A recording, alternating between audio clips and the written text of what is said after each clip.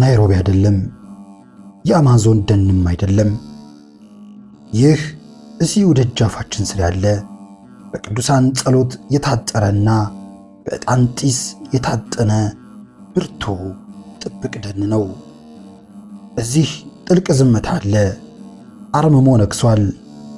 የረጃጅሙ ዛፎች ጫፍ ከሰማይ ጋር ሲላተሙ፣ ከስራቸው ደግሞ የዘመናት የጸጥታ ንጉሥ ይንቧል ኢየሱስ ይነግሳል።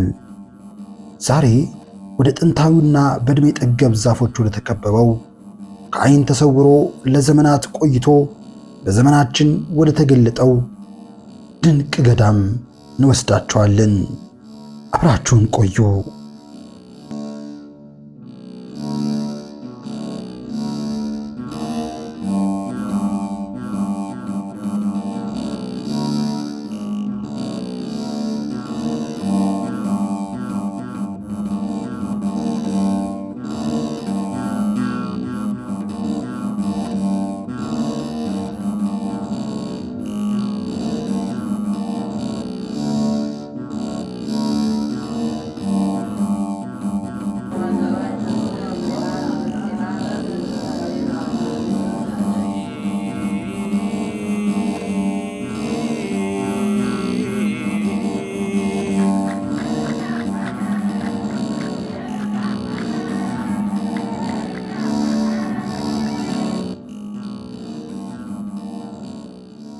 ምሁር ኢየሱስ በየዘመናቱ የራሱን ታሪክ እየጻፈ የራሱን ማንነት እየገነባ የመጣ የኢትዮጵያ ኦርቶዶክስ ተዋሕዶ ቤተክርስቲያን ቀዳሚ የብርሃን ፋኖስ ነው። ይህ ስፍራ የጸሎት ቤት ብቻ አይደለም፣ የጥበብ ምንጭ፣ የታሪክ ሙዚየምና የተፈጥሮ ጥበቃ ማዕከልም ጭምር ነው። የገዳሙ ዛፎች በነፋስ ሲወዛወዙ የሚሰማው ድምፅ ከጥንታውያን አባቶች የተረከቡትን ምስጢር ለዛሬው ትውልድ በሹክሹክታ የሚነግሩ ይመስላል። ዛሬም ድረስ በዝምታና በአረምሞ ውስጥ ሆኖ ዓለምን የሚባርክ ከጥንታዊው የአክሱም ስልጣኔ እስከ ዛሬዋ ዘመናዊት ኢትዮጵያ ድረስ ድልድይ ሆኖ የቆመ የታሪክ ማህደር ነው።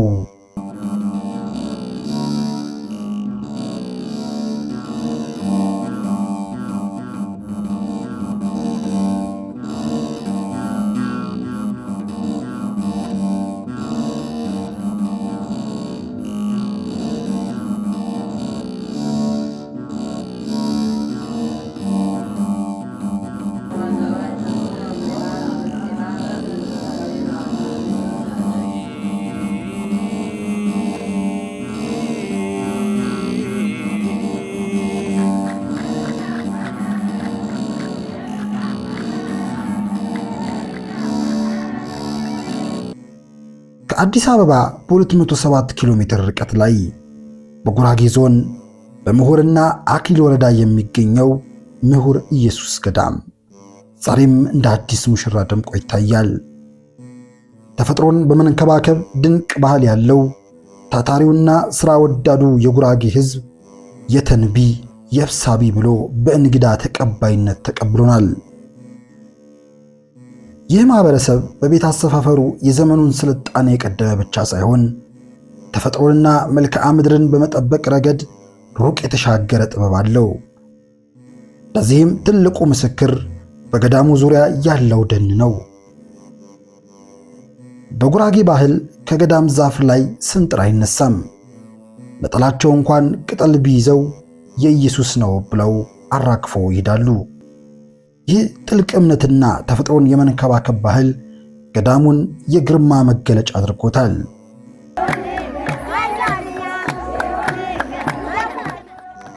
ቀደምት አባቶች እናቶች ይንቧል ኢየሱስ ይሉታል። ይንቧል ማለት ሰፊ ሜዳ ማለት ሲሆን ዛሬም እናቶች በጣፋጭ አንደበታቸው ይህን ስም ይጠሩታል።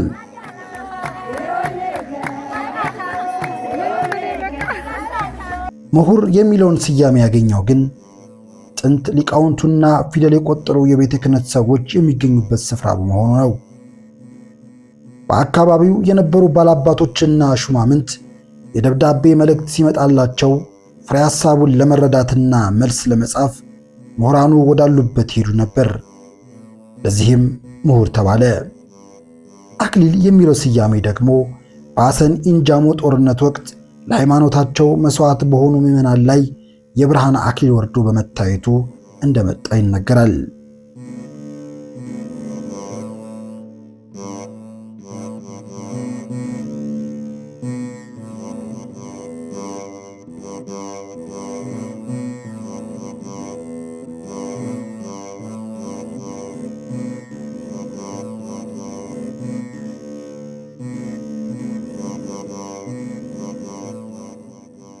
ምሁር ኢየሱስ በዘመናት የሸመገለ ታላቅ ስፍራ ነው።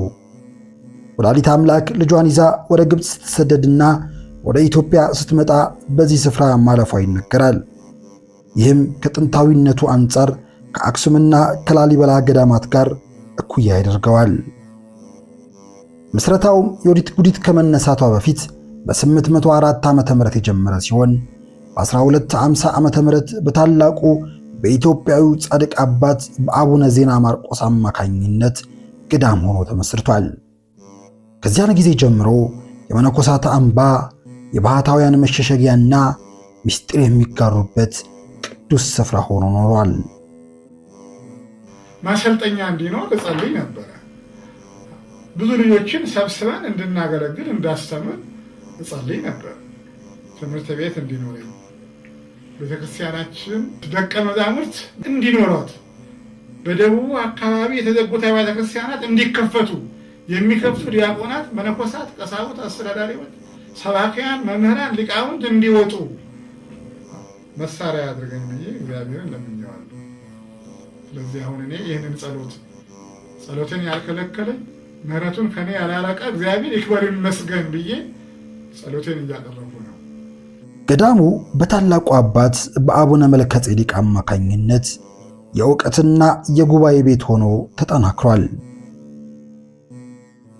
በገዳሙ ውስጥ 6 መደበኛ የጉባኤ ቤቶች ንባብ፣ ቅዳሴ፣ አቋቋም፣ መጽሐፍ ትርጓሜ አሉ። ከሌሎች ገዳማት ለየት የሚያደርገው ግን 7ኛው የጉባኤ ቤት ነው። ቤተ እንዚራ ወይም የበገና ቤት ቅዱስ ዳዊትን ለመዘከር በገናን የሚደረድሩበት፣ የሚዘምሩበትና የሚያስተምሩበት ልዩ ክፍል ነው። በየዓመቱ በአብይ ጾም እኩሌታ የሚደረገው የበገና ምሽትም ለዚህ ትልቅ ምስክር ነው።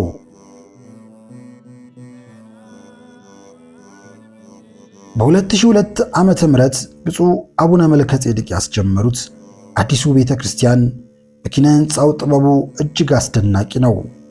በኖኅ መርከብ አምሳያ የተገነባው ይህ ሕንፃ ዘመናዊ የዲዛይን ጥበብ ከመንፈሳዊ ትርጉም ጋር አዋህዶ የያዘ ነው።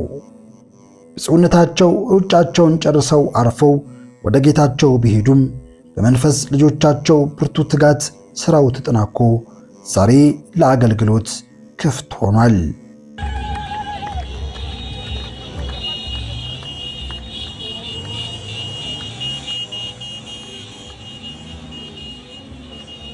ይህ ሕንፃ በረጃጅም ዛፎች ተከቦ ሲታይ የዘመናት ሽምግልናና የዛሬው ዘመን ጥበብ ሲተያዩ ያሳያል።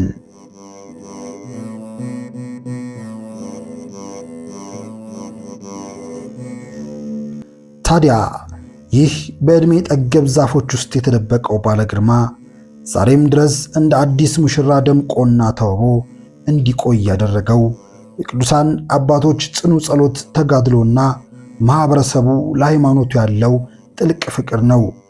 ከወዲት ጉዲት ጥፋት የተረፈው በጻድቁ አቡነ ዜና ማርቆስ የተባረከውና በአቡነ መልከ ጼዴቅ ብርቱ ተጋድሎ የታደሰው ይህ ቅዱስ ስፍራ ዛሬም ድረስ ለኢትዮጵያ ብርሃን የሚሆኑ ታላላቅ ሊቃውንትና መምህራንን እያፈራ ይገኛል። የምሁር ኢየሱስ ታሪክ ተነግሮ አያልቅም። ወደ ቅጥረ ግቢው መግቢያ ላይ ሲገባ አንድ የመጽሐፍ ቅዱስ ኃይለ ቃል አለ። ለአገልጋይህ ለኖኅ የገባኸውን ቃል ኪዳን አስብ የሚል። ቤተ ክርስቲያኗም በኖኅ መርከብ አምሳያ ነው የተሰራችው። ምናልባት ይህ ቦታ ዓለም ከጥፋቱ የሚድንበት የተስፋው ቦታ ቢሆንስ? ነገር ግን እኛ ክርስቲያኖች ከዓለም ጨጨታ የምናርፍበት አምባችን ነው።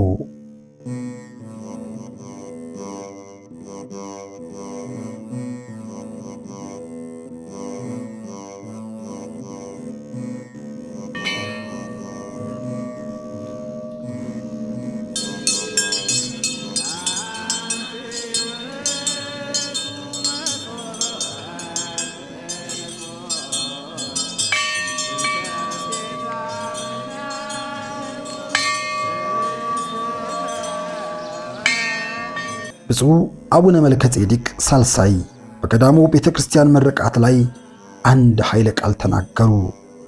ይህ ተግባር ትውልዱ የአባቶቹን አደራ አለመዘንጋቱንና ታሪካዊ ቅርሶችን የማጽናት ኃላፊነቱን በአግባቡ እየተወጣ መሆኑን የሚያሳይ ያው ምስክር ነው ሲሉ እኛም ከዚህ ቅዱስ ስፍራ በረከት ተካፍለን ታሪካችንን አውቀን ቅርሶቻችንን ጠብቀን ለሚመጣው ትውልድ የማስተላለፍ አደራ አለብን።